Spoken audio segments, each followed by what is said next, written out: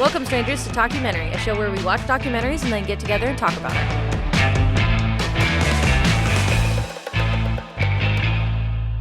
My boss won't look at me. Is she mad at me? That light on my Is that car what's is happening? back on. She walked by. Really and she can't wouldn't Was I afford being to fix it annoying? again. Did I say too just much? took it Is she in. upset? Did I not say can't enough? get my house Am I that being clean. annoying? It just feels like I Did have she too say many something? things Did going I blow on. that? I don't know. How am I supposed Did to I- do this was I without supposed to anybody? say? Hello, listeners. Sorry. My name is Xanax. I am a benzodiazepine. I affect the activity of certain neurotransmitters in the brain. When life starts feeling hectic like you were just feeling, I swoop in and make all of those troublesome feelings go away. I help you feel calm. I help you feel like you can do it. I take away the panic, the helplessness, the embarrassment, the anxiety, the ailments that have gone by many names over many centuries. Melancholia, the Vapours, Neurosis, or my favorite, the English Malady. All you have to do is take me. Oh, but dear friends, my services are not free. No, I will take something in return. You will start to question your life without me. You will need me to continue your daily life. Once you bring me in, I will make you never want to leave. So continue with caution, my lovely friends, because once you sell your soul to me, I'm going to make you fight to get it back.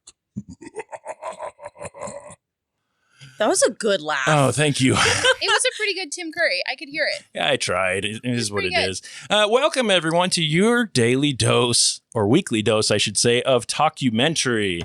Oh, that's a good. I like that pun. Yeah, the weekly dose. Yeah, I like yep. that. Oh, that was Daily so dose. good. Thank There you. we go. Thank you. Yeah. You're catching on now. We got it later. Yeah. I know you've all been going through a week of withdrawals waiting for this next fix, but here we are to make all of our listeners feel warm and gooey inside. I am joined by a couple easy pills to swallow. The return of none other than Katy VP. Hello, my friend. Hello, love. What's going on? Good golly, Miss Molly. Hey-oh. Hey-oh. And Bryce. All right. Yo, what up? We have felt the stresses of the world this week. We went to see an assembly line doctor and got prescribed a big fat dose of a 2022 documentary called Take Your Pills, Xanax.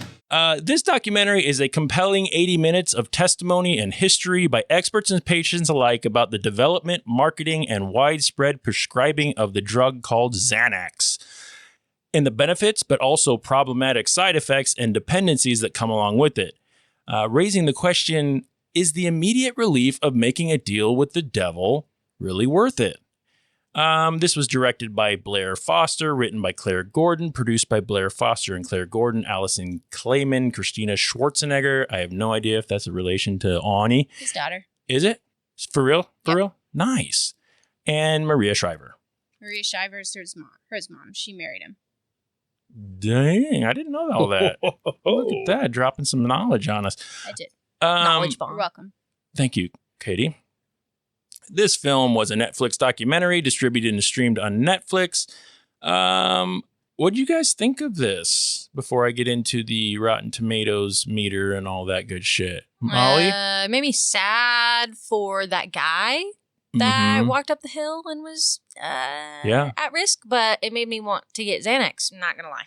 Okay, It fair was enough. a partial advertisement, partial horror story, but like not enough that I was like, Yeah. I have the mentality of where I'm like, I wouldn't get addicted, which Uh-huh. is really bad. Which is probably what most of these people thought Which is too. probably Yeah. the first step to it. Yeah.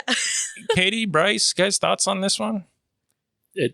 Yeah, it was a good one. It really made me want to get some pharmaceuticals going, and then it made me really not want to at the same time. Mhm. Mm-hmm. If the piece they talk about is real, that 3 minutes and your whole body just feels normal and comfortable again, if that's real, I'm not going to lie. Katie would get addicted. That sounds real good. That sounds real good. Yeah. But that's also what I associate with weed. Right. So, True. Yeah, and It's a they comfortable touched on feeling that and- just a little bit in this too. right. And you partake, but you don't. Yeah, do all weed, the time. weed seems like a safer alternative. Yeah, so I'll much just stay safer. with For that sure. for now. Than a For sure. prescription that was made in a lab. Yeah, right. Right. I'll take a half an hour for an edible over Yeah. a Xanax, potentially destroying my life forever. Yeah. True. So Take Your Pills Xanax does not register on the Rotten Tomatoes meter, but it does have an audience score of 62%, which I thought was kind of low, but it is what it is. The last couple episodes, I've done I've read a couple reviews, and I think that's been kind of fun. So here's a 1-star review from Nikki P, whoever that is. This documentary stigmatizes Xanax users. They are people who have mental illness that this drug works great for. If they wanted to make a doc about those who use it irresponsibly, then they should have. The doc maker made it appear as if it's an unnecessary drug, and that I take issue with. And then a 5-star review by Naomi V says, I like this documentary. I think it shines a light on the problem with the overprescribing very powerful drugs nowadays. I think it's time for people to start seeing that humans are actually very resilient and capable of coping with difficult situations. And I hope we will start seeing a shift towards people actually seeking help in the form of therapy first before taking the next step, which could be medication. I definitely see where both of those reviews have some, I see Some where truth to both it, of them yeah. come from. I think they made a really good statement saying that resilience training Yeah. Mhm. along with it is Yep. a good balance. Yeah, and I want to get into that a little Sure. bit because I think that's an important piece of this this whole you want to call it an epidemic or whatever the Health crisis. the mental health crisis that we have going on in the world for the last several years. It seems like it's been ramping up. But anyway, we're going to have a link with credits and things like that in the show notes. Let's get into it. If you haven't seen this and you want to see it, go watch it. Otherwise, you're going to get some things ruined. But here we go. Let's talk about why we chose to watch Take Your Pills Xanax this week. Molly, you were our dealer. I Why? was. Why? I'm a very anxious person. I am on Zoloft, and I have wanted Xanax before in the past. I've never used it. Okay. Probably for the better, honestly, because it sounds like it would be something that I would like a little bit too much. Mhm. But I saw it on Netflix because I be browsing, and I was like, sounds right up my alley. I love Yeah. learning about medications, mental health, like that kind of stuff. So I was like, what better way to do that than anti-anxiety drugs, which I'm already intimately familiar with. Right. For Right. daily functioning. Amen, sister. Fair enough. Amen. So I just want to say real quick, this room is a safe place for anyone to talk about anything of their own experiences without fear of judgment. Whatever your stance in these types of medications or your experiences with them or your own decisions to take or not take things, you can say as much as or as little as you want. I will say that I have never experienced Xanax, but boy, have I experienced anxiety. Thankfully for me personally, SSRIs were the route that my doctor took me, and I've been on one of those for quite some time now. I've never gotten to the point where I experienced anything where I consider that to be like a panic attack. It's just been kind of a prolonged, slow burn anxiety for me. Things like lethargy, stomach problems, lack of interest in things that I was, Right. Very interested in. We've heard from you, Molly. You guys, any experience with the anxiety world? Is this something we struggle with? Is medication something you've turned to? Go ahead, Katy. You look rather anxious. You've been tipping your toes, so His palms are sweating. Yep. He's Okay. Knees weak, So, arms are heavy. That's right. I started my first anxiety medication in 2014 after I had a very traumatic teaching year. And I was just as low as you could possibly be. And my doctor put me on SSRIs. I started on escitalopram, which is Lexapro. Yep. Mhm. And then I did bupropion, which is Wellbutrin. I'm currently still taking those. And I now have, I'm not going to say a wealth, but I have a variety of other medications to help with depression, PTSD, things like that. Mhm. And to say that after I took them for a couple months and I realized that I didn't have to live like that anymore Yep. was such a change in my life. Yeah. And to also recognize that this is something that I've been dealing with since I was a kid. Mhm. But in the terms of the early 90s, it was you're a worrier. Yep. Don't be such a worrier. It wasn't anxiety. It was Mhm. you're doing this to yourself. Stop doing that to yourself. Right. Mhm. And so to come out of college and start a job and finally recognize that part of myself, which felt humiliating to admit defeat, to say that I need to take medication because I can't stop myself from worrying. And the stigma around it in the first place. Yeah. It was extremely difficult, but I haven't looked back since. It's been such an incredible improvement in my life. Same. And I've had a lot of people make some opinions about what types of medication I take and how much I take. And, I think we need to reserve judgment on people because everyone has their own decision to make. And you don't know their life. You're not their doctor. You're not their psychiatrist. And as we found out, even if you are, you might not know them very well. And you might not have their best interest in mind if you are their doctor, even though you should. Anyway, sorry. Yep, that's me. Yeah. I will just chime in a little bit there because I had, a very similar kind of thing, not the same stuff, but like coming out of the Navy and coming back into the real world, it was a experience that I wasn't prepared for, and I didn't realize how anxious it made me to come back to the real world because I got out and I started experiencing stomach issues. Yeah. And I went through 2 years of stomach like tests, right?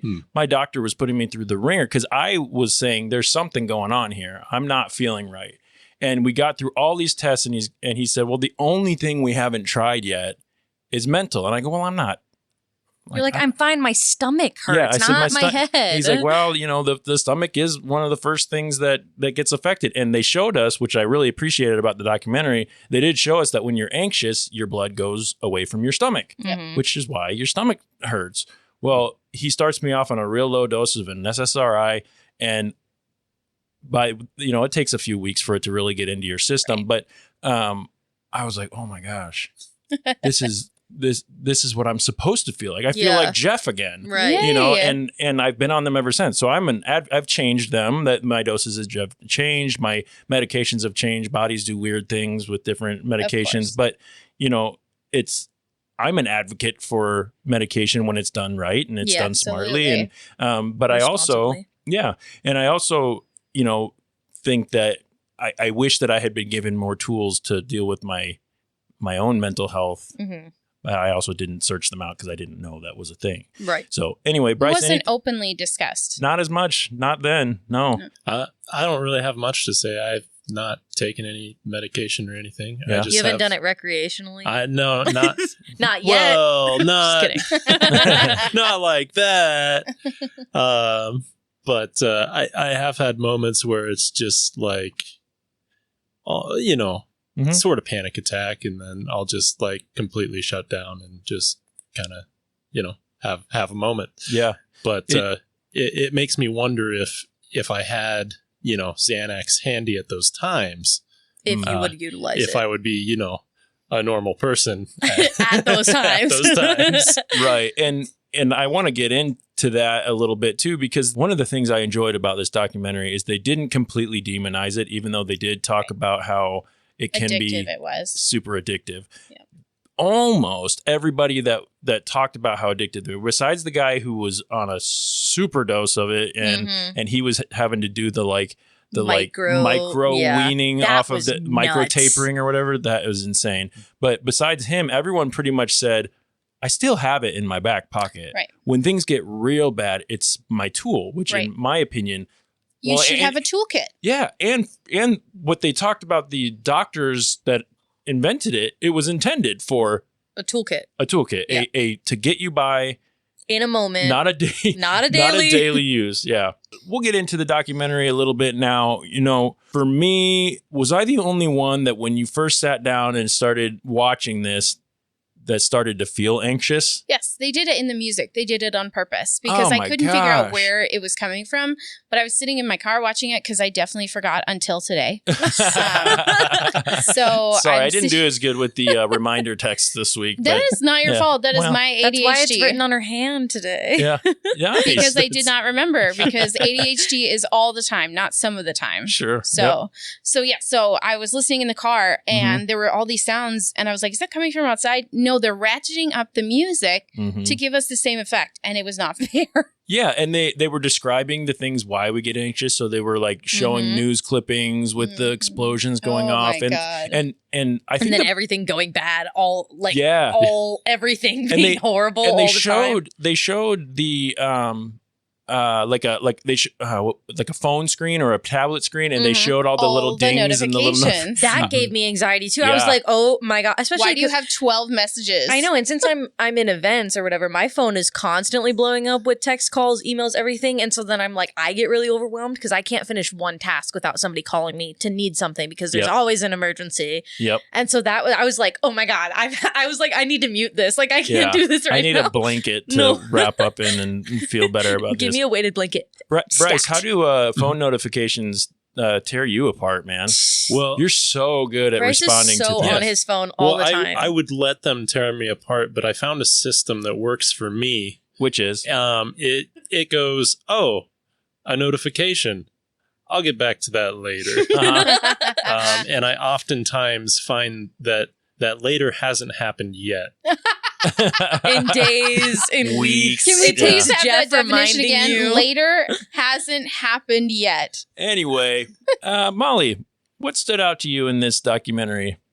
Good, bad, ugly, otherwise. That's such a great question, Jeff. I felt like it didn't really.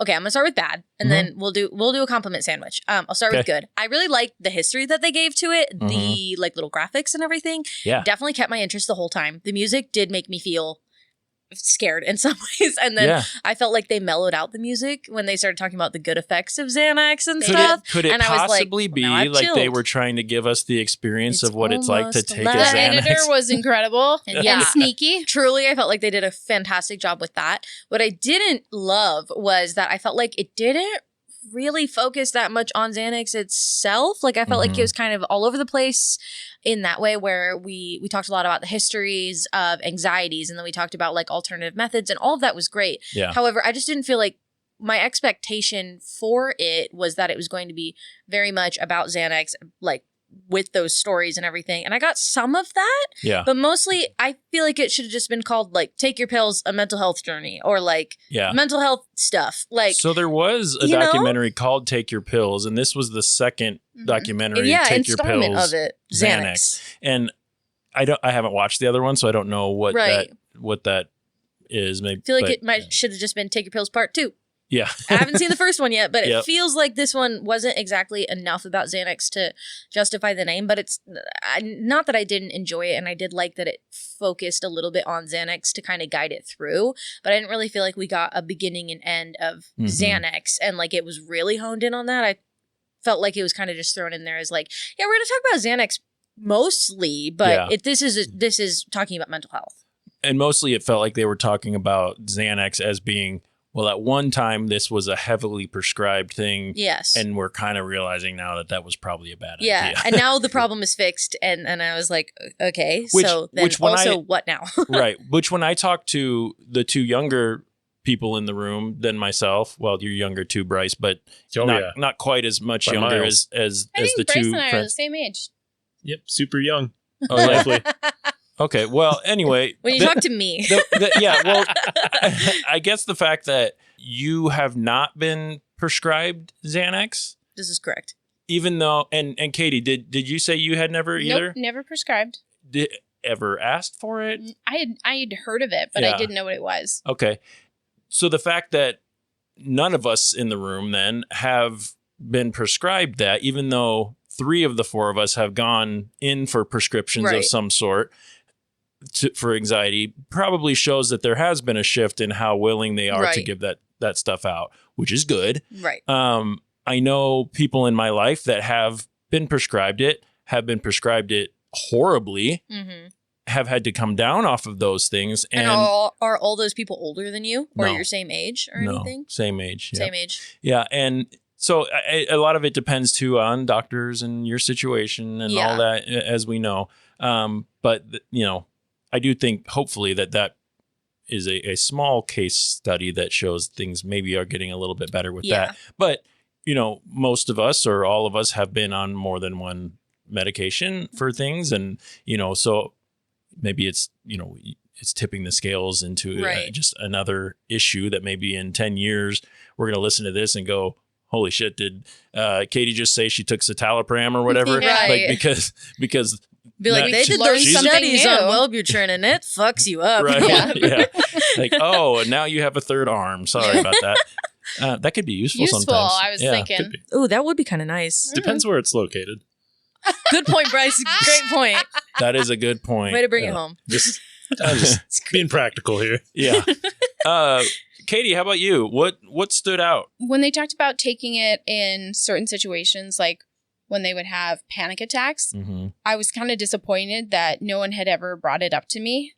Yeah. And there are situations and times like I have PTSD from a long time ago, Mm-hmm. and it didn't always show up. It was very sporadic. And there were times when I was in crowds that I have a panic attack. I worked at Von Mar, and there were times when I would go in like a corner of a back room and just hold my legs and just try and breathe and Oh, make it through. And like the that would have worst been feeling. great because I'm not on the floor. My boss is upset, Right. but I can't breathe and I can't stop crying. And it's just something happened. Somebody brushed up against me, and that's it. That's well, all there's it also takes. a feeling Right. of defeat too when you have a panic attack. Yes, you're 'Cause losing. You're losing. You can't control anything. Nope. I started having You panic lose attacks when I was control 12 of your years body. old, and I didn't even know what was going on with my body the way that it was supposed to be when I'm Mhm. 12, 13, Right. 14. And I got put on anti-anxiety medicine when I was 14 years old in 2014. So Xanax was not being used as frequently. No. right. But the symptoms that I had when I was 14, probably in the 60s or 70s, whenever it was made, Yep. they would have been like, all right, just take this. Well, So it's they like- would have said take cocaine and you'll be fine. True. But That's true. but yeah, the Listen, I could still do it if I wanted to. I'm just I kidding. suppose. But like I said earlier, I've never experienced that panic attack that, but I've seen it. I've been the one holding the hand of someone who's had that. And it sucks and it's scary. And it's so scary. And that's being on the outside. So hearing from you guys that how much worse it is on the inside. But to know that there is essentially what the guy Right. called it, a magic bullet that, is in my back pocket that in minutes could take that away. So the It minutes was part enough of it, anger when I yeah. was watching this that I was near tears because Yeah. there were so many times that I was in a work situation, Mhm. in the last year, in the years after that, I had a situation where I needed to find a place to hide, so much so that when I got a new job, mhm. I would find that place because I knew Find it it would first. happen. Yeah. Yep. Exit But I would strategies. never know when, and I would never have control over it. And once in a while, I'd have to explain it to a boss. Some were understanding. Most were like, you need to get over it. Right. Oh, my And if God. there was a pill that would have helped me, right. it's just so devastating to know Right. that that had never been an offer. And even if I only was prescribed 3 of them, Yeah. Right. and I know that Then you're it needs to prepared. be really bad before Yes. I take this. If my doctor says this is extremely addictive, it will be difficult to come off of if you take this all the time.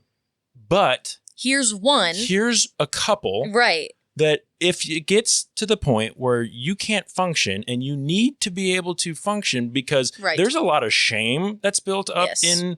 in those feelings. There's a lot of embarrassment. There, those are feelings that are horrible, especially in the workplace. Right. It's one thing to Or do in it at public. home and like you have your support system, your partner or whoever it's going Right. to be, or you can just be by yourself. Or You don't it's have private. to do anything. Yeah. But if you're at work Mhm. in public, like anything like that, like what do you do? Right.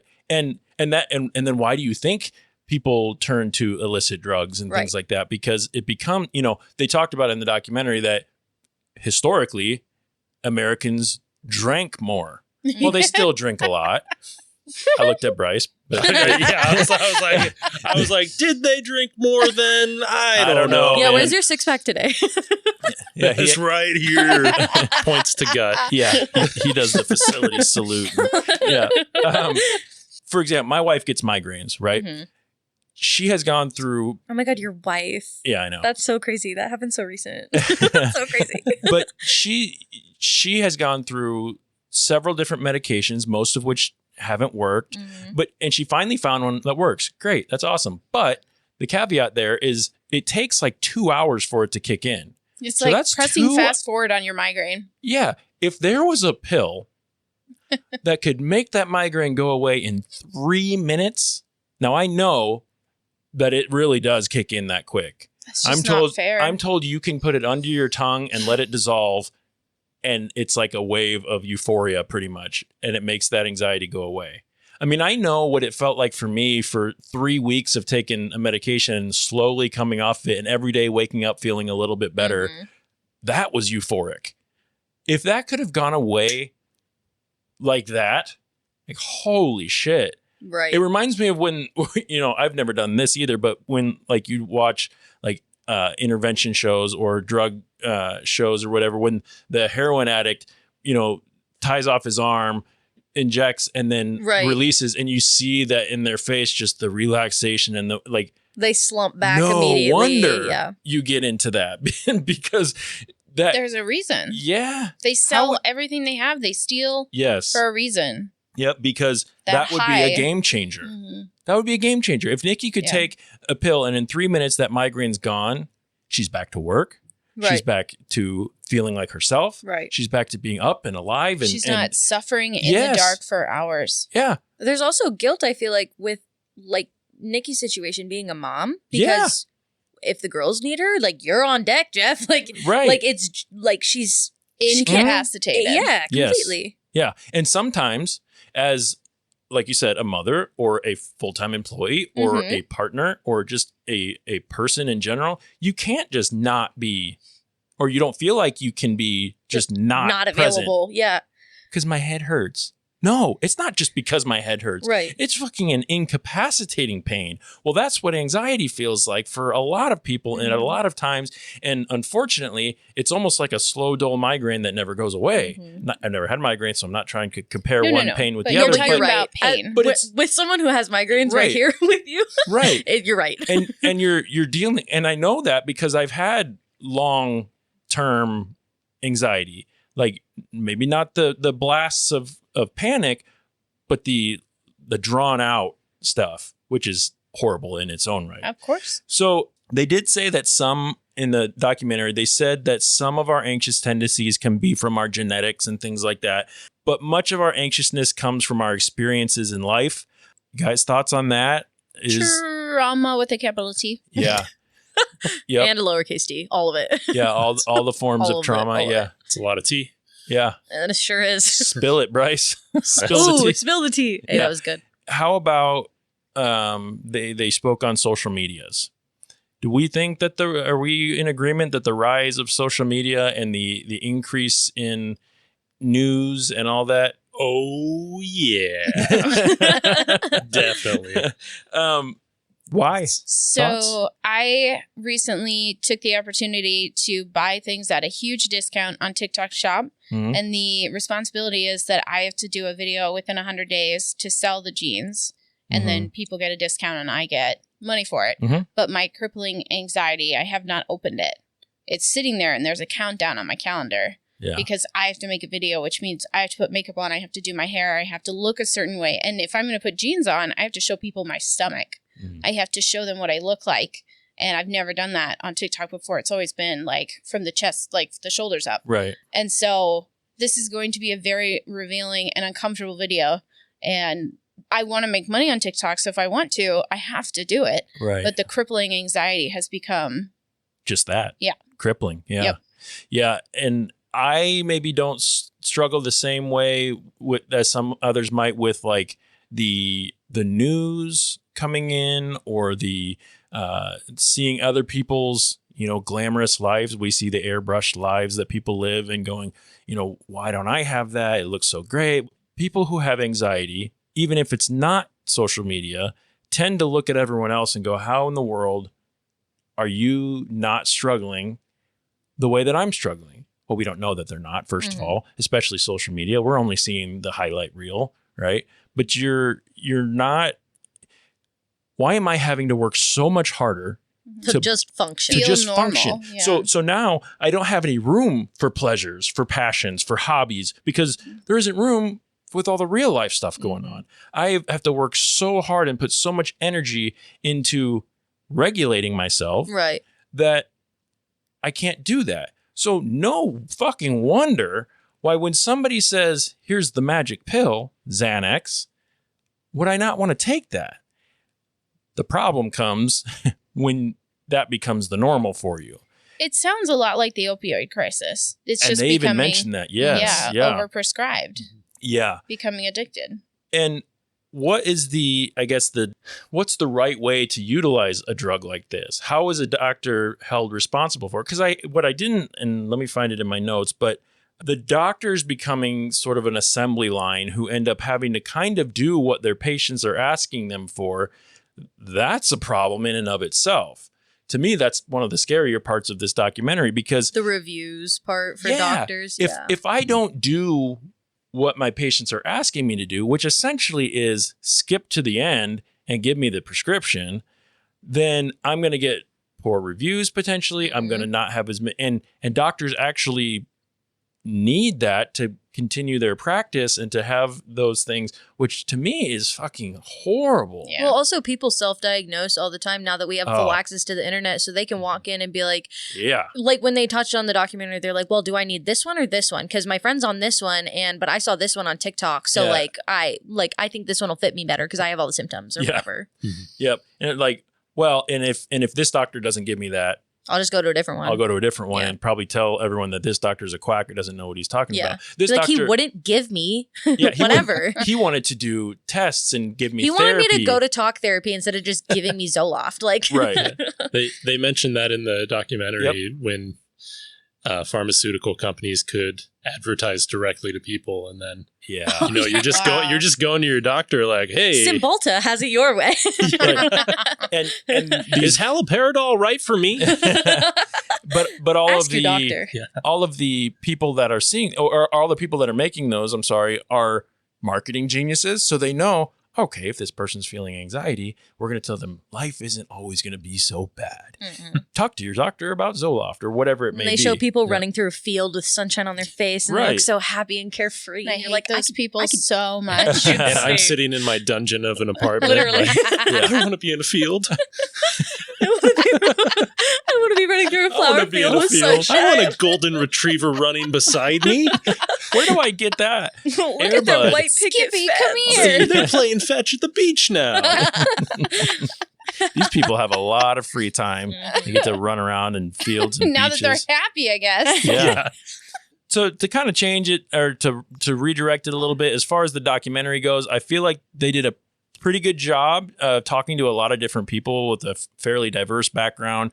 I appreciated that they touched on how, for example, admitting to vulnerability and weakness of the mind of a person of color, specifically a man of color who maybe grew up in a more difficult place, would be much different than someone who didn't. They talked about, for example, the black man who says that he never experienced trauma on his sheet, and then he got shot. Yeah, he nonchalantly is like, well, that was after I got shot, and she's like, hold up, Pause. you said you didn't have it. He's like, well, everyone goes through that. Like, He's like, I know lots of people who got shot. it's not that uncommon. And also, you didn't ask. Like, that's, he looked at it, he's like, you didn't ask. I didn't know I needed to What, specify. so specific. But that helped them, the doctors, realize, depending on who we're talking to, we need to adjust our questioning, our line of questioning. We have go figure, you have to use some emotional intelligence and to adapt to who you're talking to, which is something that we as humans who are trying to be, understanding of everyone's situation, Emotionally supportive. Yeah, and have some emotional intelligence when you're talking to people, because you might not talk to everyone the same way. Right. Because everyone's not the same. Everyone's very different. And it ties into generational stuff too, because now that, it's the age of the internet and people are more comfortable with talking about mental health, there's more resources available online for mental health help and everything.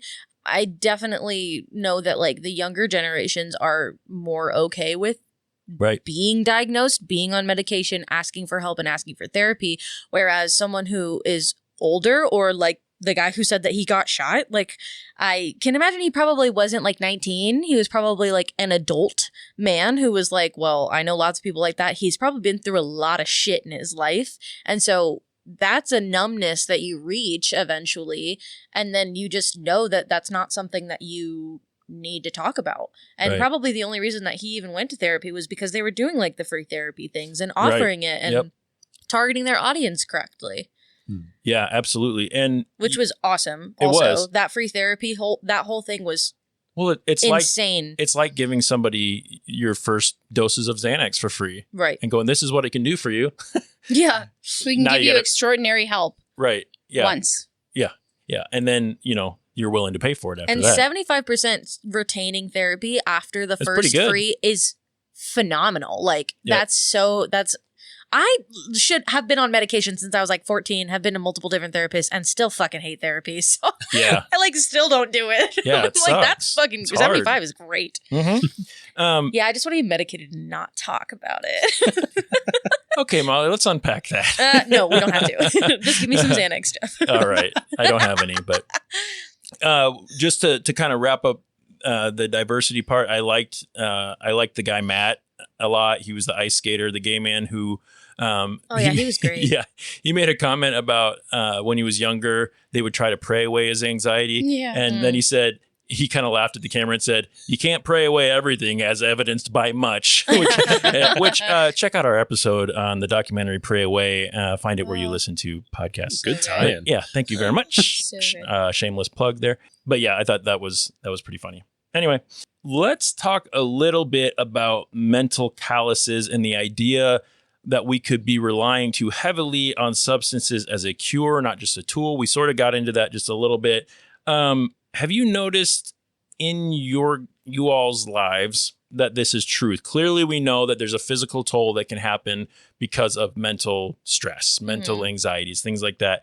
They talked about John in the film. He was on 3 milligrams of Xanax a day for 15 years, which 3 milligrams of a medication doesn't seem like much, but for something like Xanax, it very much is. For 15 years, and then they dropped him down to 2.5 milligrams. It's only half a milligram less, and he started having all these different I things. felt so bad for him. This was the guy that woke up to the ear-piercing sounds of his children and then went and considered, Unaliving. there you go. That's a huge hold. I mean, you can't deny that is a huge hold. So he's now having to do chemistry in his bathroom, he is doing chemistry work to taper off of these by micro. He said, "Good thing I took fractions." chemistry in college," and I was like, "What?" Right. He's sitting there with, beakers and He said it's going to take years for him to come off of it safely. right. Like- That's insanity. That's a crazy hold that He was this drug has. prescribed by a doctor to Right. take that much a day. Yep. That's nuts. Yeah. So I guess my question is, do we think that, and maybe there's science behind this, but do you guys think that the mental callus is a thing? Can you start to rely too heavily on these things to where you can't function without? And I think we kind of know the answer to that. Bryce, you said that you've never been on these medications. Do you feel like, is that something that's appealing to you? Or do you like the thought of, I can get through this myself? And do you feel like you're mentally, quote unquote, tougher because of that? I mean, just opinions here, obviously. Yeah. It's something I've gone back and forth on, just thinking about. But I think, I forget the guy who went on all the talk shows and wrote the book. Yeah, I don't remember his name either, but yeah. He was talking about how you have to experience the anxiety to get through it. And a lot of times, if you can choose not to experience it, you're going to choose not to experience it. But then the law of diminishing returns takes over, and that medication needs to get amped up each time. Yep. And then, it turns into the spiral. And then, with all those happy people in the commercials dancing and stuff, you hear them talk about suicidal thoughts and diarrhea. Yeah. That's the bad side, but it's, I don't know. Yeah, no, you're right. I mean, that's the not funny, but that's the funniest part of those commercials. They show people so happy and go, common side effects include this, indigestion this. and diarrhea. Here, take this migraine medicine that the side effect is potential headaches. Okay. Right. Or they're like, consult your doctor if you have prior kidney failure. Right. Oh, okay. First, absolutely. For Yeah, sure. yeah. Let me talk to my doctor real quick about that. Real quick. Yeah. So I think for myself, I'm just too scared of the side effects. Fair. I mean, that's fair, man. I mean, there's You've built up a mental callus because you're like scared of. Yeah, I've got anxiety about anxiety medication. Yeah. And honestly, fair. Yeah, absolutely. Because I mean, okay, so before I was on any sort of an SSRI or anything like that, I would be anxious about like asking someone for directions or like this was long. Making a phone call. Yeah.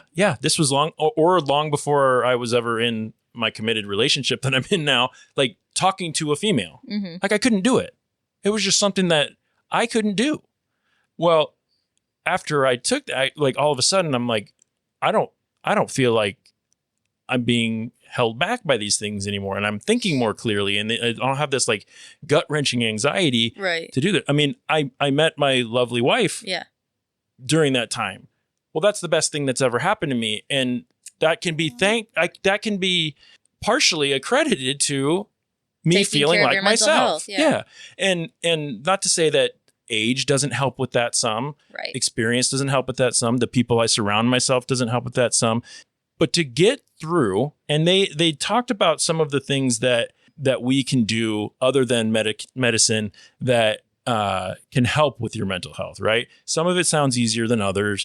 You know, they talk about breathing, getting exercise, sleeping enough, getting outside as much as possible, getting as much sunshine as possible, meditation, yoga, some cannabis medications, depending on your belief and the state that you live in, maybe. But, you know, cognitive behavioral therapies, talk therapies, things like that. Those things can be very helpful, right? But what happens when you can't get off the couch? What happens when anxiety is often very closely tied to depression, right? Depression is a whole other beast, right? It's not just anxiety anymore. Now we're talking about I'm so anxious that I'm amped up at all times, that where my stomach is always hurting, my, you know, all this. And we saw the physical things that happen in the documentary, right? They showed us in really cool graphics, which I actually thought were really nicely done and explained things pretty well. But you're dealing with those things every day, dealing with anxiety. And then all of a sudden it feels like you can't get off the couch. Well, now you're dealing with depression too, right? So is it the same part of your brain? Yeah. It's also a whole bunch of other stuff too, you know? So I get anxious about my depression where I'm like, yes, if I'm in bed for too long, then I get anxious and then my anxiety overrides the depressed feelings that I have. Right. And then I force myself to get out of bed and then I feel worse. Yeah, it's a sick cycle because they affect each other so heavily that like you can't really win. Yeah, and no, like, that's what it feels like. I'm an advocate for self-care 100%. And I do think that self-care is really important for your mental health. But I also am a strong believer that self-care is a tool to help mental illness, and it is not 100% of a solution, depending on your circumstance. Because I do think that, you know, with certain chemical imbalances in your brain, certain traumas, stuff like that, like medicine is going to be the thing that makes you feel better.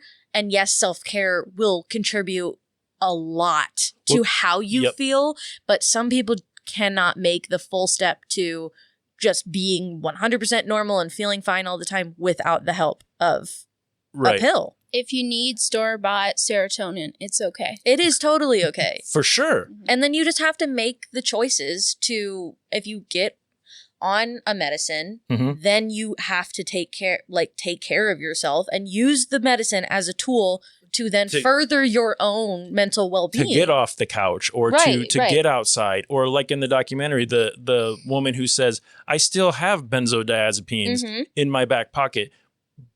But that's for when hugging a horse doesn't help. No, exactly. That is exactly right. I go outside and I volunteer. Volunteering feels good. The horses, you know, the interaction with the animal, the social stuff. I did like that they said that one of the most helpful things you can do is have what was the word they used?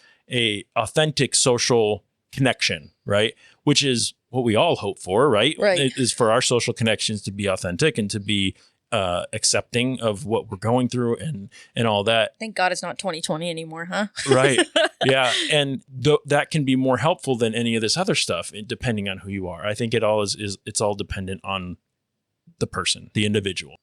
But anyway, I think your point was, I'm agreeing with it, that using it as a step off point. Right. If I'm having trouble getting myself there. Yeah. And you have to be able and willing and have the ability to put forth the effort to take care of yourself and then let the pill do its job to motivate you to function. You can can't get off the couch, but then Yep. you need to step outside and be in the sun. Like you Yep. you have to eat. You have to drink water. Like Mhm. you just have to make those steps. And if taking a pill is going to let you drink a glass of water or make sure that you get a meal during the day, Yep. absolutely that is a tool that you need then. You can't do all of the job with just a hammer. You Right, need right. the whole toolbox. Absolutely. But sometimes you need a fucking hammer to break the wall down Right, before you exact- start I like that, before you Jeff. start working. So use the hammer, but then get to work with your other tools, Right. you know. And then I liked the social part because Yes. I consider myself an introvert, but I know the importance of social interaction. I know that sometimes when I'm feeling depressed, my medication is not just for anxiety, it's also for depression. Mhm. Now, I don't have like clinical to where I've been, you know, in a bad shape, but it's part of the journey, right? So when I feel like that, I know that if I make myself Spend time with spend time with someone or go to someone's house or get out and do something, that it will feel good. Yeah. It might not fix everything. It never, you know, there's no one fix besides Xanax, I guess, but but Great point. it really does help. And having those tools to work together, which I think is the important part, you combine those things. You don't rely on just one piece of that. And a lot of times without something chemical, those things that you're doing to work on yourself end up feeling like just a lot of work with not a lot of return. Right. Because I think that's the part that sticks with me the most. When I was trying to feel better, Mhm. it feels like a lot of trying without a lot of success. Yeah. So until you get on that SSRI or that benzodiazepine or whatever it is that you're doing, or the cannabis or whatever it might be that you're partaking in, it just feels like you can't get ahead. Mhm. And every time you get ahead, all it takes is one instance to once again feel like you're Right back down. right back at the bottom level. And why did I try so hard to get to that level if I was just going to get knocked down again? Well, that's where medicine is a very good thing. Mhm. and I'm an advocate for that smartly.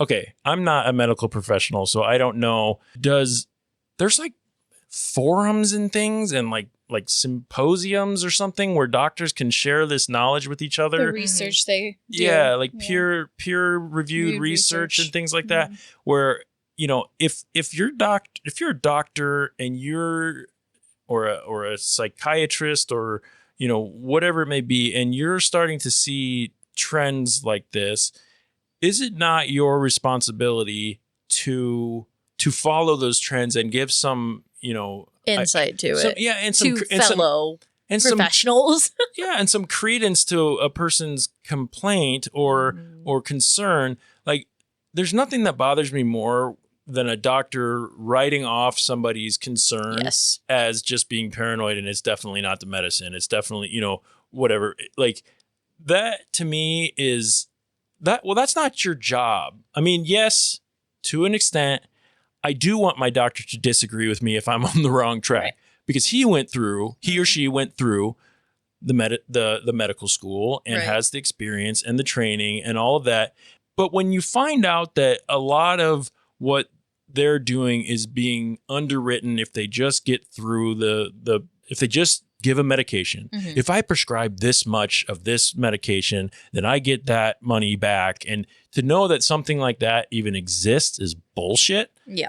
And to know that I have to question, like, if I go to my doctor and say, I'm not acting right, and they're just going to keep throwing, you know, Motrin at me or whatever, and then come to find out I essentially force somebody to give me an x-ray and I have a tumor in my head that's making me act funny, that's a problem. Yeah. You know, and I speak out of both sides of my mouth because on the other hand, I also go, as a doctor, you're not going to necessarily jump to every paranoid patient that thinks that they have every ailment under the Right. sun. Right. I get that. And also knowing that if Bryce, you're my patient, sorry for you. But and you're Good- coming and good you're enough coming for to me. you're coming to me every week saying something else is wrong, and I'm going, I know that your insurance isn't going to, you're burying yourself coming to me every week and doing that. am I also doing no harm with the Hippocratic Oath to say, I think, to recommend something else, or, somehow, to your point about the patients figuring out the trends, I guess that's the joy of the internet, I guess, and the and having some way to connect as a society with somewhat ease to say, I'm having this problem. Are you and you and you and you and all these things, like, holy shit, like, I think maybe it's Xanax has something to do with this or this, And that's where you get into the conversation about social media again, too, because as much as it is a tool in those ways, we also know the detriments of it, which is the ding, ding, ding of the beginning of the documentary and everything. And how the internet and everything plays into that has a huge effect on, people's willingness to talk about their mental health and their effects of their medication. Because as much as, yes, our phones make us anxious, but would you know this much about anxiety and the tools and, have access to all those things without the internet and social media? Maybe not. And then it's one of those things that you again really can't win. The old double-edged sword. The old double-edged sword. Yep. I appreciated when they talked about the newer generation of youth being canaries in the coal mine as well. Canaries in the coal mine, being the bird that could sense the dangerous gas in a coal mine and would start chirping to let people know it's time to get out. Well, if you look at the youth and, they went into like a lot of the rap and hip hop artists that went very heavy into the Xanax use and all that. And then coming back and going, we need to talk about mental health and why people feel they need to take dangerous drugs so irresponsibly to get through this. And it takes things like that. It takes the demonization, just like when we talked about food and Fed Up, just like when we talked about, what was the other one? Opioids. Yeah, the opioids. It takes a demonization of that, and it takes a generational change. I want my kids to be the ones who go, their generation had this all wrong, and we see that now. So we're going to be the ones to change it. That's how it's happened in the past. That's how it's going to continue to happen. But calling the younger generations canaries in the coal mine and looking at, if we look at that group, they're going to be the ones to tell us what's going on here and to give us the real temperature of society right now, which I thought was pretty profound. So, let's see. How did we feel after watching? Katy, is it okay if we start with you? You look like you might be feeling a little heavy right now. I'm hiding in my sweatshirt and hood. We got blankets if you need another one. No, I'm sweaty. It's a safety reflex. Yep. I understand. My takeaway would be that... Or how did you feel once this was going, once it was finished, now, are you feeling like defeated by this? Is this something that you felt empowered by at all? What's going on? If you want to share. I think I felt mostly defeated just because there are so many medications.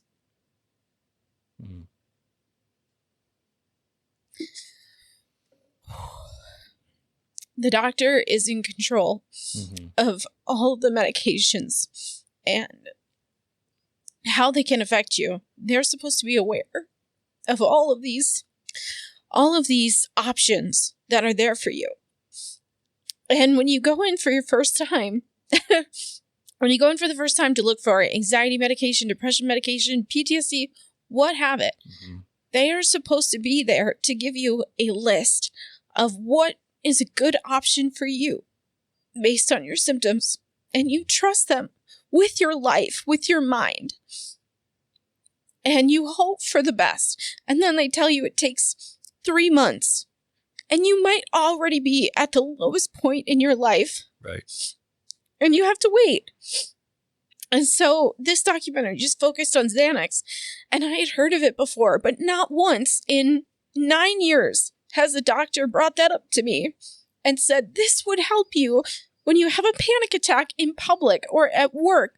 Immediately. In a situation, it would immediately take that fear and pain away so you could be normal again.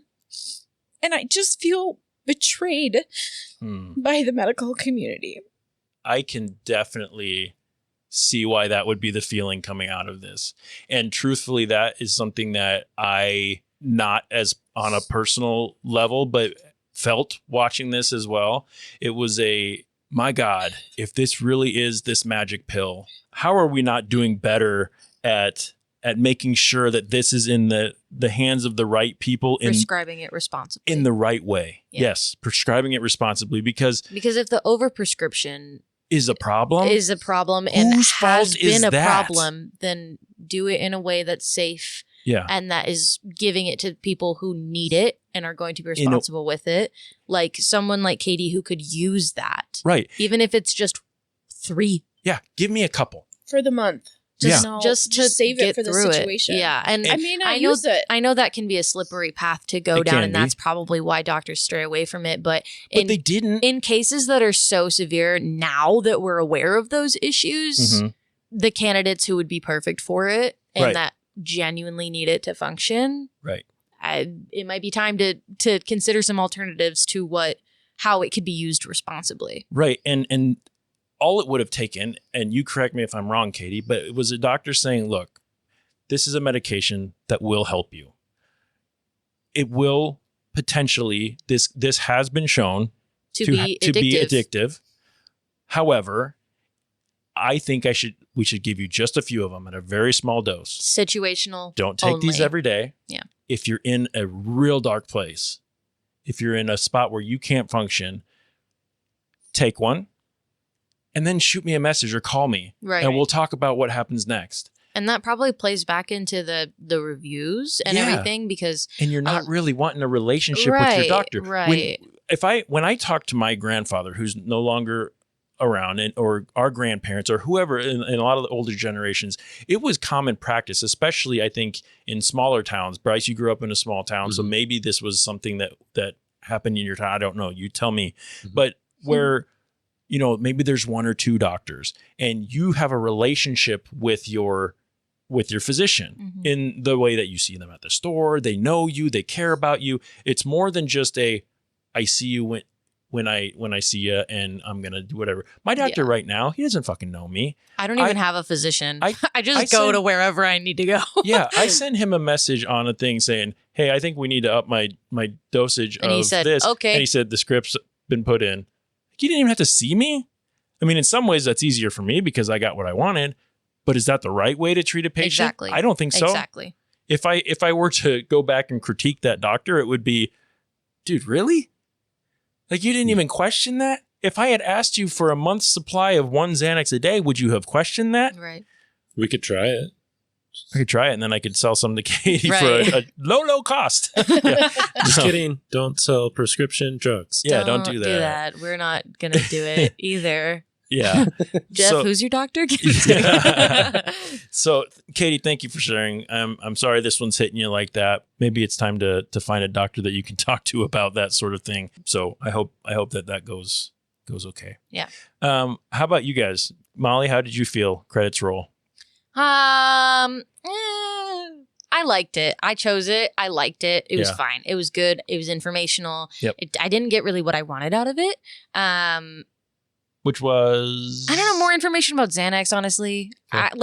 It gave me, stuff. Yeah. I don't know. I just felt like I was learning a lot and of the same information that I already knew. Sure. And I felt like someone who's going to watch a documentary about Xanax and pills and mental health and stuff is already probably decently well versed and they have an interest in it.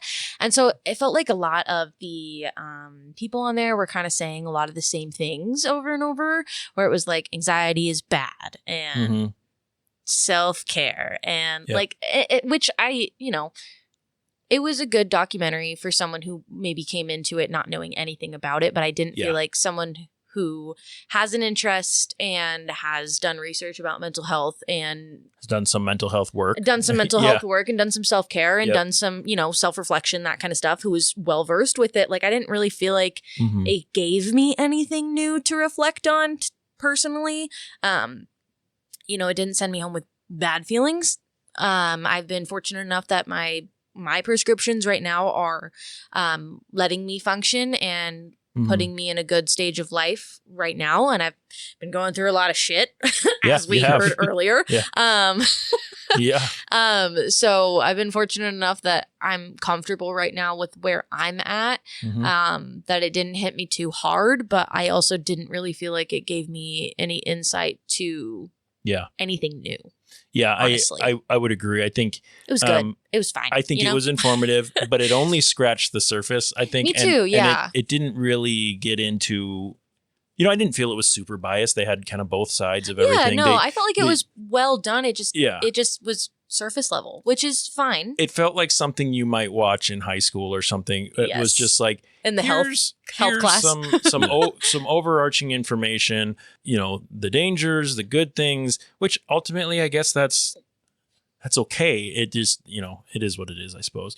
The thing that I took away from this was it works. Yeah, facts. It's dangerous, but it works.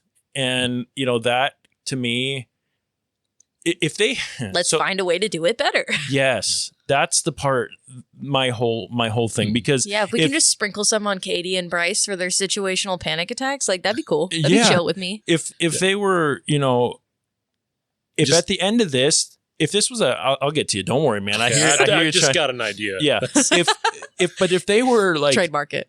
If at the end of this, and I was waiting for this actually, at the end of this, they're showing people who have been on Xanax too long and they're emaciated and they're dying and their livers are shriveling up and they're not whatever. Like, really, and I'm sorry for anyone who's suffered from the withdrawals of going through that, but really, they didn't show a whole lot about, maybe I'm forgetting something, but about it being like an awful, awful drug. They really didn't. Right. If you're wanting to get off that drug, then yes, that's hard. I'm on duloxetine right now. I tried to back off my dose of duloxetine and I felt like absolute fucking shit. That was my SNRI that I'm on. I decided to not come off of it because at that time in my life, I was about to get married and I didn't want to be in a downward spiral at that point. So I get it. A withdrawal is fucking hard. You can go up and ask Nikki. I was weird for a couple fucking weeks because I just didn't feel good. Okay, it's not funny, but like, fuck you. Not funny, haha, just like, No, yeah. And, but that was when I texted my doctor and said, I think I need to go back up. So maybe it wasn't as irresponsible on his part as I made it sound. So coming off of that being a worse withdrawal, I get that. That's awful. There wasn't anybody who had been on it that they showed for a long, long time that was just a fucking mess. Like if you go, take heroin or something and you find the people that it affects who have been on it for a long time. Right. Yeah, that's pretty fucking awful. Right. That takes your life away. Right. And especially with Xanax, like we know not to take it every day. So is there a withdrawal if you take it twice a month? Right. Like like once a month? 3 times a month, every once in a while, and then twice a month. Like, right, I don't know. Is there, like, we didn't really talk about if we do use it responsibly, then what are the downsides? Right. If we do prescribe it responsibly, then are we withdrawing? Is there still a worry? Or is it just, hey, we overprescribed it, people are taking it every day, and that is terrible and it can fuck you up long term? Okay, but what if we do it responsibly, situationally, then does it fuck you up? Yeah, does it hurt your brain? Does you do withdrawal? Maybe we should have brought someone on that had been prescribed Xanax and see how they're doing. I don't know. Because like the lady with the horses like takes it every once in a while and like, she seemed great. She seemed like she was chilling. She was fucking around with horses, having a great time. Yep. What's your idea, Bryce? Okay, so here's my idea. Oh my God. I'm so ready. Oh God. I'm scared. And I've thought this through for the last, minute. Right.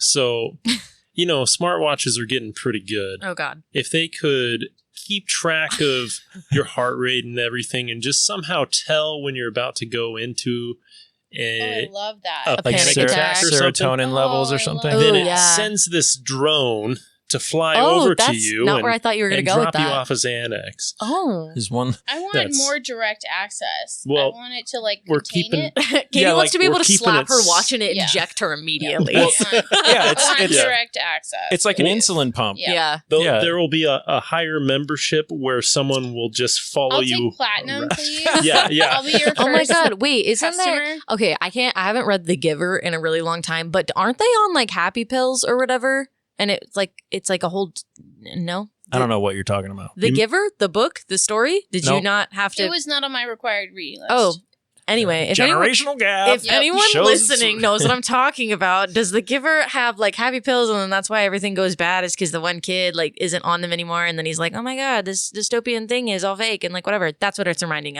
me of. info.talkumentary@gmail.com. Even though nobody here knows what I'm talking about, someone will know. I've got some reading to do. No, I've got a Well, if friend. I've got friends to text to be if like, we've am I got- going crazy? Is this correct? If we start talking about what our required reading was in high school, you wouldn't know what any of that was Oh either. God, So, that'd be a fun trip. yeah, it oh, would. yeah. Mhm. Just because you guys Documentary- are old. Listen. Whatever, man. Grapes of any wrath.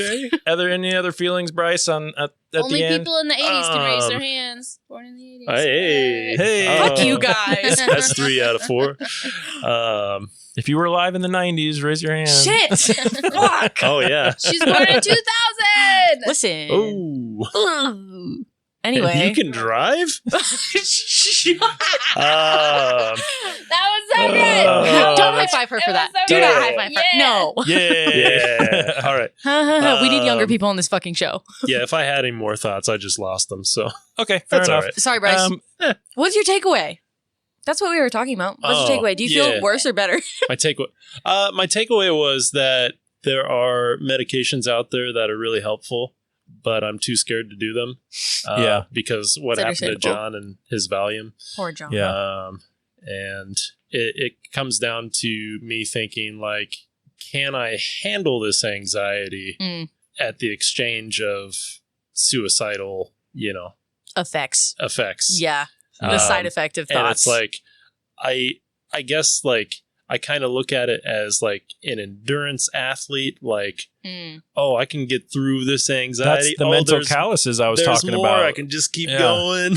Well, do you ever And- feel like for someone who's Mhm. not on like anxiety meds and doesn't like say that they have like a consistent dread of life, Oh, it's there. I anxiety. just don't bring it out. I don't say well, it. do you ever feel like there's like a comparison for yourself where you're like, well, my anxiety's not that bad. Like, I don't need to be on it because like I'm fine most of the time. And so you feel like you're not worth getting on to anxiety meds because it's not bad enough for you. Yeah. Yeah. Yeah. I think so. Just hearing other people's testimonies. Yeah. and- Well, also that- you're a self-proclaimed very chill person, like very laid back guy, like you're a yes man. So I can see why that would Yes, be I kind am. of I can see why that'd be kind of hard for you to say yes to help and like being like, no, I'm not okay, because that's no longer chill, laid back golden retriever energy that you Yeah, give off. I don't like to cause a scene. Yeah, see, that's about accurate for what I was My expecting gosh. you to say. Yeah. But You're I like, say, I don't want to be too much trouble. I don't need to see a doctor. There's people who need Yeah. doctors more than Doctors me. are expensive. Yeah, I you're like, would somebody's probably dying worse than me. I would encourage you though, Bryce, just from one friend to another. Mhm. Before I got on, if it had not been for the physical pain in my stomach, I would have never searched out that. So it affects everybody differently. But the things that I realized after I got onto some chemical help Yeah. that I was missing out on Yeah. in life, the joy and the freedom and Yeah. the peace that I You get felt. clarity. It's like, The I clarity. can see clear. Yeah. now. And so not to say that everyone should be on it. If you're doing okay without it and you feel happy and you feel Right. content, then absolutely that should be you should Yeah. keep it that way. The more natural, the The better. better, yeah. But Yeah. if you are feeling those things, Explore it for sure. I don't think you should be afraid of that. Yeah. So Yeah, let us know. Hearing, We'll give you Jeff's doctor's phone number. no, Katie, what's up? I was just going to say that my parents have been telling me in college to go on anxiety medication after an incident that happened that caused my PTSD. And I was like, it's not all the time. People had it way worse than I did. It Yeah. wasn't that bad. I don't need anything. Yeah. And it wasn't until my first year teaching when my principal literally had it out for me. And this sounds like a cop-out, but it was the worst year of my entire life. And I went home every day crying. And nothing I did was good enough for her. And I was very near some bad choices. Yeah. And not being around anymore. And I decided that there's something better than feeling like this. Yeah. And I can, no matter, I taught myself to play a new instrument. Hell yeah. What I got a instrument do you dog. play? And my therapist What? thinks that's the only reason I didn't unalive myself is because I picked up an instrument and I got a dog. But it wasn't enough. There was nothing that was ever going to be enough to make up for that situation, to pull my self-esteem out of like the dirt. Yeah. So I was already so low. And doing those things, getting that help Yep. through medication allows you Mm-hmm. the energy and Yes. the mind space to go Go for a walk finally. Now Yeah. what can I do to Yeah. really Yeah. fix myself, or at least work on it? Right. Because if we go back, here's another shameless plug to our episode on Stutz, where, you know, the things that are guaranteed in life is constant work, constant pain, and I don't remember the third thing. The constant work is something that just never goes away, and we have to learn to accept that. We're going to have to work at something all the time in our own lives, in our mental health, and, you know, in our relationships and all that. You're always going to be working. It's never going to be, if it's ever to the point where you're not working on something, something's probably wrong. So we accept that, but we also accept that there are certain things that we can do to get ourselves to a point where doing that work feels realistic, that feels doable, that feels achievable. Well, let's see. Yeah, we're running low on time, but what was the heartbeat of this? What was the point they were trying to get across? I'm going to say that they wanted people to be open to helping themselves and being aware that mental health was something that everyone needed to be aware of and that everyone needed to help. And I know they brought COVID up a couple of times, but they were talking about all the way to 9/11 and that our generation is the worst for anxiety. And I think more than anything, they just wanted people to understand that anxiety is normal. Yeah, And that normalize it's it, okay to go get medication for it. It doesn't mean you're a failure. It doesn't mean that you couldn't tough it out. It doesn't mean that you weren't strong enough. It's just that you wanted a little bit of help. Yep. And that's normal. Well said. To add to that, I really appreciated that they didn't just say, go get medicine. Right. They said, get the medicine if you need it. There are things that help. Right. But here's some other things you can do and that you should look into. And it did feel a little hippy dippy sometimes, you know, they with all that, but that's okay. Whatever it takes. Yep. You know, I subscribe to some of the more holistic ideas too. Maybe not for the spirituality side of it, but for just your own physical health, your own to add to your mental health, because those things go so closely hand in hand. So well said. I would agree with that. Okay. Anything else before we get on to ratings? Bryce? Nope. Katie? Nope. Molly? Nope. Okay. Ratings. This is where we're going to give an official Talkumentary rating for Take Your Pills, Xanax. Each crew member scores the documentary on a scale of 1 to 10 items, with 1 being as bad as Xanax withdrawals and 10 being as great as the first hit of Benzodiazepine-induced euphoria. the item that is used each week changes depending on the content of the documentary we watch. And this week, Molly, what did we choose this week for our rating item? Little happy pills. Little happy pills. So let's start with you, Molly. How many little happy pills do you give Take Your Pills, Xanax? 5.5. 5.5. So you took 5 whole pills, cut the third one, or the sixth one in half. Third one, what the fuck? I can count. You could have cut the third one and, you know, Yeah, added and then others. It's- added a that's couple true. more on Yeah. there. Yeah. It doesn't matter which one you cut No, in half. I have a pill Fractions. cutter at my house. They're very convenient. Can't you just like, When Yeah. you use a knife, it doesn't work. They get They Crush? fly they get everywhere. crummies everywhere, and my Yeah. cats take crummies? pills sometimes, and so I have to cut them cleanly or they won't eat them. Can you bougie cat? Okay, so 5.5 little happy pills. Molly already did. Katie, 6. 6 little happy pills. With no crummies. Bruce, Yep. 6 little happy pills. okay. You all are feeling like this is right about halfway between the worst thing and the best thing you've ever seen. In true Jeff fashion, I also gave it the lowest of all, which is a 5. Classic 5 Jeff. little happy Classic pills. Jeff. Classic. Jeff's a hater. No, just So kidding. after averaging everyone's scores, the official documentary rating for Take Your Pills, Xanax, is 5.625. That can't be lower than Grey Gardens. No, it's not. no, Yeah. I don't think That's Grey what I Garden. No, what's the lowest? The Sleepless Unrest. I knew it. Yeah. Knew it. That was not. Mhm. Yeah. That one was fucking horrible. Will you do the outro in your Xanax voice? Oh God, I don't even remember how I did it. Tim Curry, I thought. Sounded like a great If impression of Jeff Tim was Tim Curry, Curry, to me yeah. because Yeah. I don't know. You don't know who Tim Stop Curry admitting is. that on the radio. The radio It was either- dated you. It was Yeah. either Tim The Curry radio. or Jim Carrey. It was I know a Jim mix of the Carrey. two, That is maybe. the one I do know and like. So, Katie's Thank like you, on everyone. the cassette My tape. head hurts. My heart hurts. thank you, everybody, for listening to our show this week. As always, thank you, Molly, Katie, and Bryce, for your friendship, for your conversation, for your openness. I want you all to know that your feelings are welcome in this house. You need to feel no shame for any of those feelings.